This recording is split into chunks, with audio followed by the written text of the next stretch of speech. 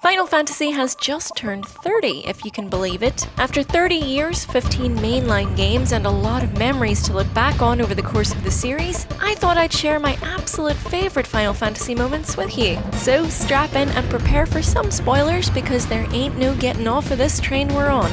Here are 12 of the greatest moments of Final Fantasy.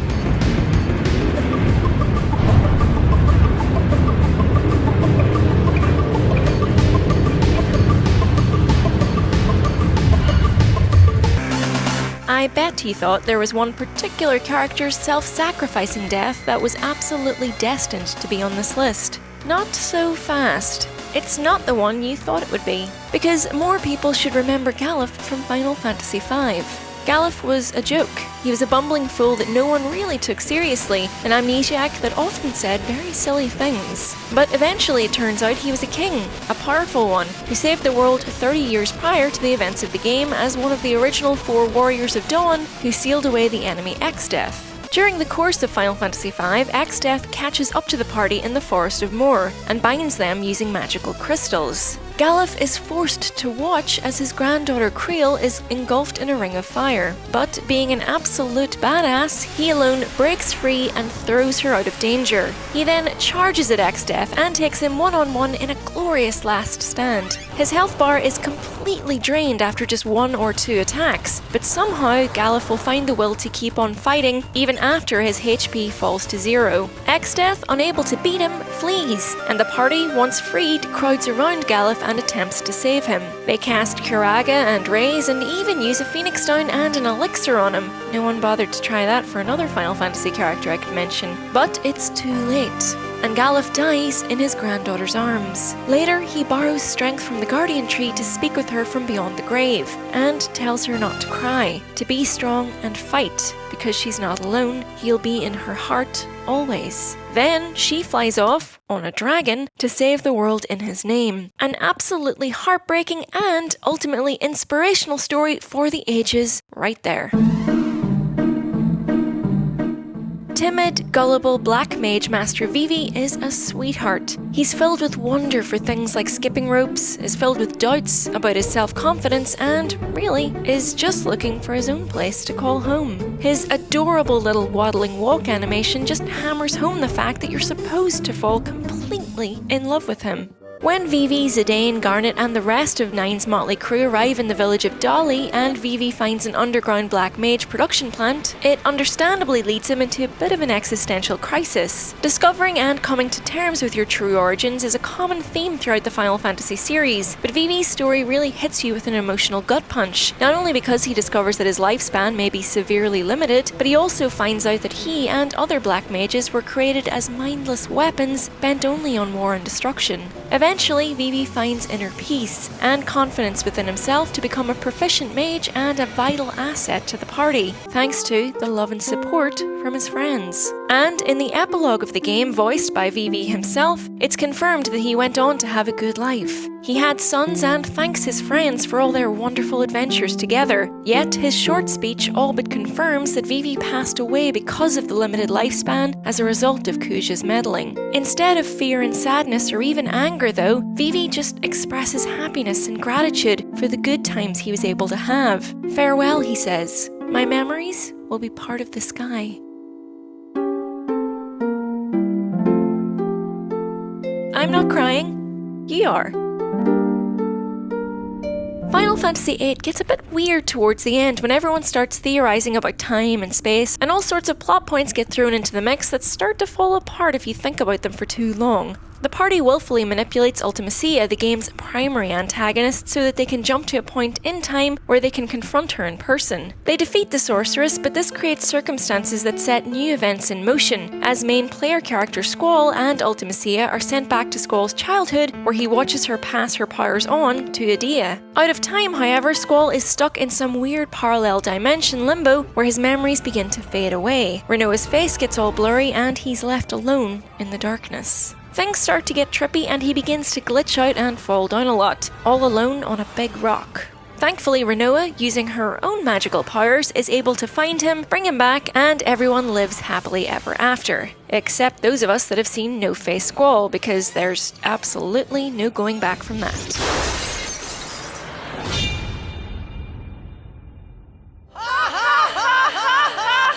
Right, listen, I don't care what people say, I love this scene.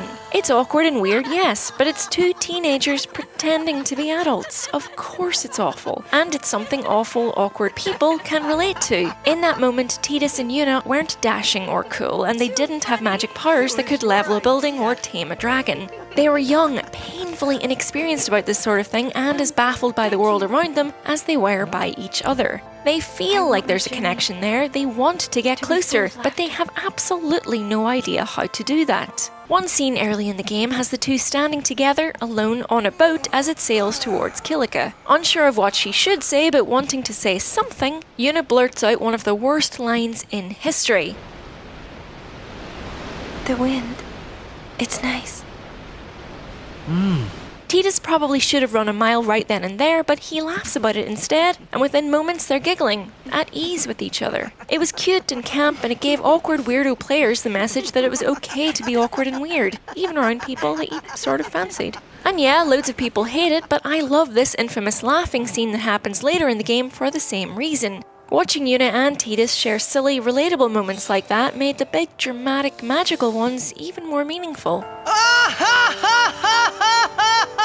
It makes it that tiny bit sadder that canonically they aren't together anymore, since Yuna basically realised that she was way too good for him. But really, what teenage relationship ever lasts? You probably shouldn't laugh anymore. The early chapters of Final Fantasy XV for me were by far the best in the game. I had played quite a few of the open world sections prior to the game's launch, and I remember stumbling on the Ramuh summon for the first time. It was a mind-blowing sequence that really gave you a sense of the scale of the game. It made me ridiculously excited to see the rest of the summons in 15, which ultimately I felt were a bit of a letdown. One, because they didn't feature in any way as heavily in the story or the game as had been implied, and also because you couldn't control how or when they would appear, all tactical benefits of having them sort of vanished. Ramuh has been present in almost every Final Fantasy since 3, but it's probably safe to say he had never been a massive favourite. And yet, his debut in Final Fantasy XV and the sheer spectacle of Judgment Bolt had everyone excited for what was to come. So, job done really.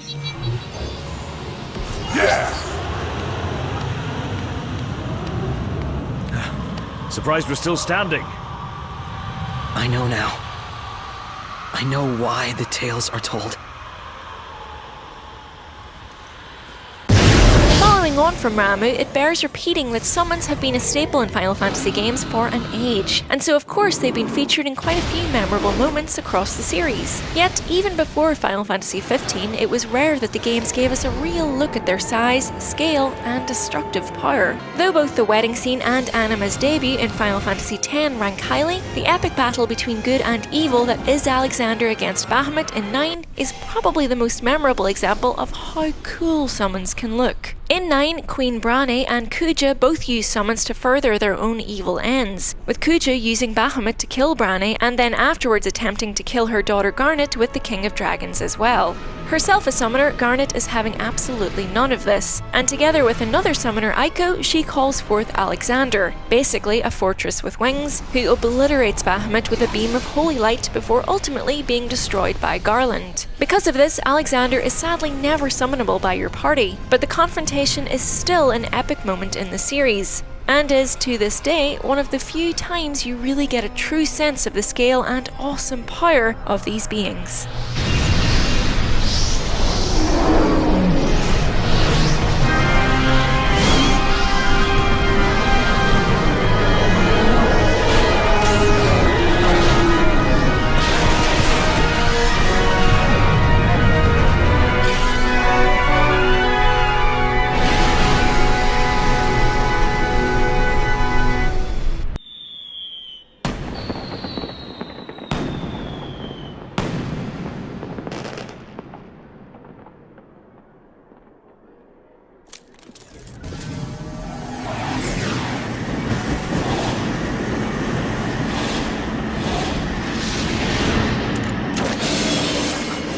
Final Fantasy XII seems to be one of those entries to the series that really divides fans. Some maintain it's the best Final Fantasy ever, while others, like me, find it kind of forgettable. Two characters from 12 I never forgot, however, were Balthier, the dashing, roguish sky pirate, and Fran, his accomplice who also happened to be an anthropomorphic rabbit dressed in a cross between armor and lingerie. They were fun. They stole the game's best lines, and they kind of reminded me of Han and Chewbacca, if, you know, Chewbacca was really sexy, which I guess depends on who you ask. Fran was a bunny in underwear and completely ludicrous stilettos, and the physiology of her race, the Viera, meant that as well as having to wear aforementioned heels at all times, they also involuntarily freak out when exposed to nethicite, a magical substance that everyone in 12 wants control over because reasons. One enemy of the party finds this out to his detriment. Despite being tied up, Fran goes berserk, breaks free and dropkicks a bunch of guys in the face, and it's awesome. It also prompts Balthier to tell an S&M joke to a princess. I always knew Fran didn't take well to being tied up. I just never knew how much. How about you? Told you they were like Han and Chewie. Let's get out of here. Everyone remembers Sephiroth, don't they? Long silver hair, leather coat, shoulder pads. Yet Final Fantasy VI knew the biggest threats don't always come wielding the biggest sword. It's impossible to take Kefka seriously in the early stages of Final Fantasy VI. In the service of Emperor Gestal, he cuts a ridiculous figure with his painted face, colourful robes, and whooping laugh. And he's often quite funny, like when he berates his subordinates for allowing sand to get in his boots while they're in a desert. It's only when he poisons an entire village's water supply and doesn't even bat an eyelid at murdering scores of innocents that you realise he's rather more sinister than the game has let on. Then he kills a bunch more people, steals the life forces of a load of espers, and becomes an all-powerful actual god. By then, it's too late.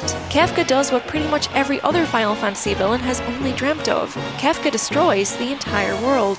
The land becomes a ruined husk, people die horribly, even the Muggles are almost all wiped out. The party that you've spent so long getting to know and putting together is utterly scattered, and hope is lost so completely that one character even attempts suicide. Things get dark, and even though your party will, of course, get back together eventually, overthrow the Mad Clown God, and save the day, they can't erase the fact that Kefka won, and he remains one of the most dangerous and memorable villains in the entire series. That laugh isn't so funny now, is it? I always have a bit of a soft spot for the non-human characters of any Final Fantasy party, and Nanaki will always be top of that list. Glossing over the fact he was introduced by grease bucket scientist Hojo attempting to forcefully mate him with human woman heiress for science, biology clearly wasn't Hojo's strong point, Nanaki, or Red 13, quickly became an invaluable member of the party, although originally he just wanted to go home to his adopted grandfather Vegnagun in Cosmo Canyon, home of the best music in Final Fantasy history. There, Nanaki's grandfather will take him and the rest of the party on a sort of coming-of-age pilgrimage. Since he was a cub, Nanaki was resentful of his father, Sito, believing him to be a coward who abandoned his mother and the entire community during their war against the rivaling G tribe.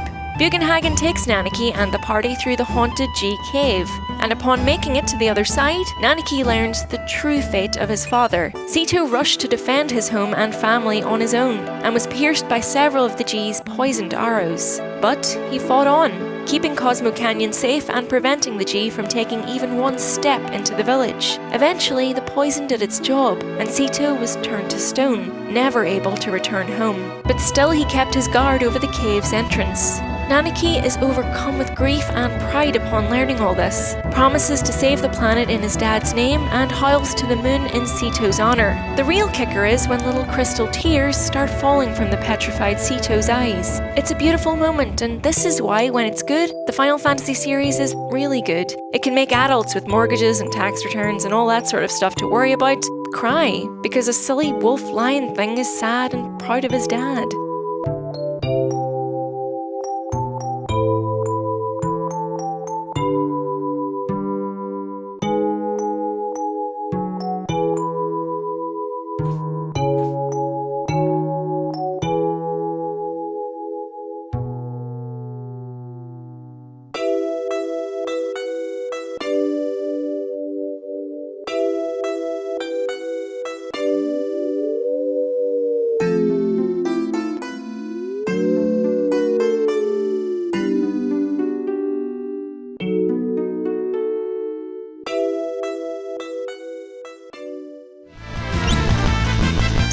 from Final Fantasy VI is one of those party members that people always just tend to gloss over in favour of more powerful or more interesting characters. I'm talking about you, Kate Sith. Who's going to choose some faux Shakespeare-spouting nincompoop like Cyan when they can have Edgar, who is basically Batman? Events early on in 6 see Cyan join the party after he sneaks behind enemy lines during a siege on his home of Doma. This infiltration means Cyan alone escapes death after Kefka poisons Doma's water supply, killing everyone including Cyan's wife and son, Elaine and Owain. In his grief, Cyan tries to take on the Empire's forces alone, but meets up with martial artist Sabin, and they escape into a nearby forest. Here, they accidentally board a ghost train, which transports the souls of the dead to the afterlife. After Sabin actually suplexes the entire train, and it agrees to let them off at the next stop, they disembark just in time to see the souls of Cyan's wife and son boarding for their final destination. It's such a sad, poignant moment that you feel all the more because it comes right after a really ridiculous one. And after an hour spent buying items from ghosts and eating at a little phantom restaurant. As Cyan runs alongside the train to the end of the platform, and they say a few last words of love and encouragement, and you're fairly sure you see the actual moment his heart breaks, you find new empathy and respect for a man who previously you'd only ever seen as kind of a loser.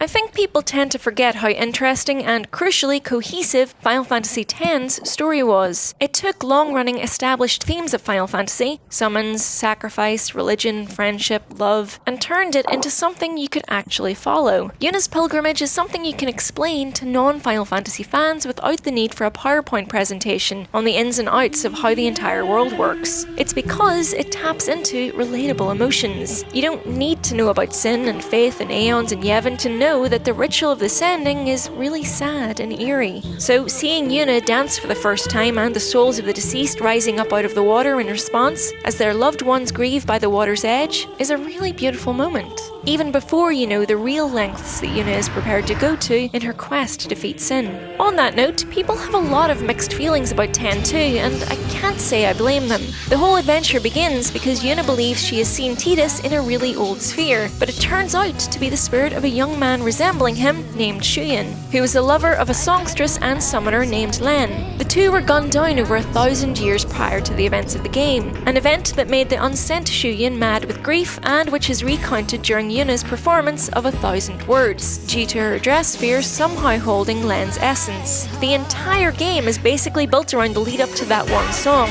and it kind of works.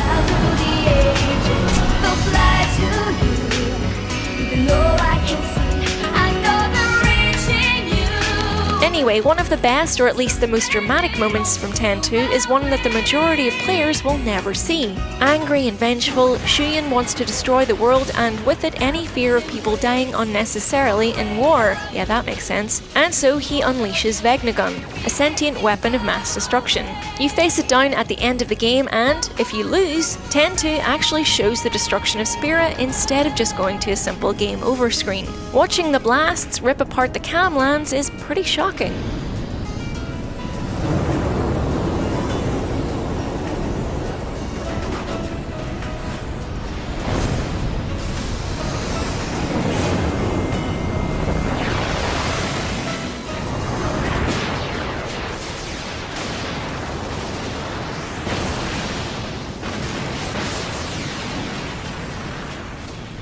And yet most players were more hung up over the game's unbelievably kitsch opening, which, to be fair, was a different kind of memorable, to say the least. Lasers, flying guitars, magical costume changes, and sexy male backup dancers? Personally, I don't see what's not to love about that.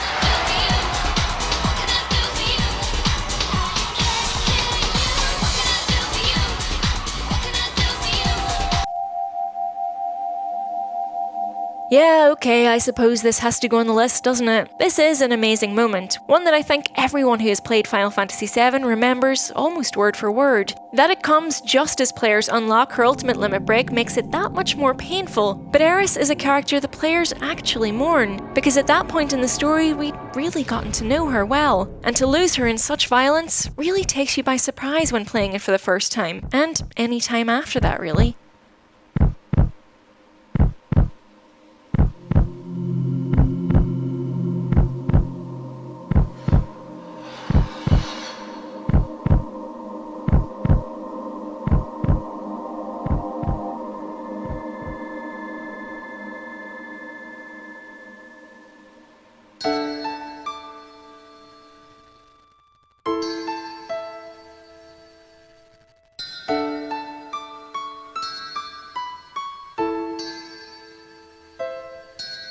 The fact that the party has to steel itself for a fight mere seconds later, as that heartbreaking music plays on, makes it all the more affecting.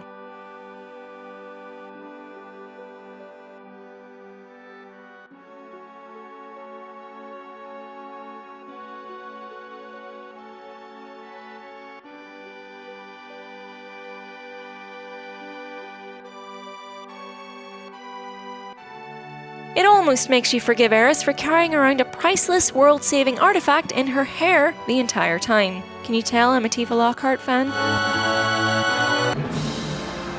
We could probably go on, but we need to end the video sometime. Shoutouts to the opera, the coin toss and Rachel's temporary revival from Final Fantasy VI, the motorcycle chase leaving Midgar and the destruction of Nibelheim and cross-dressing in the slums in Final Fantasy VII, anything involving Kuja in 9, the petrification of Palom and Porom in 4, the ballroom dance, Battle of the Gardens and Sorceress Idia's parade in 8, and anything Kamari or Orin are part of in 10.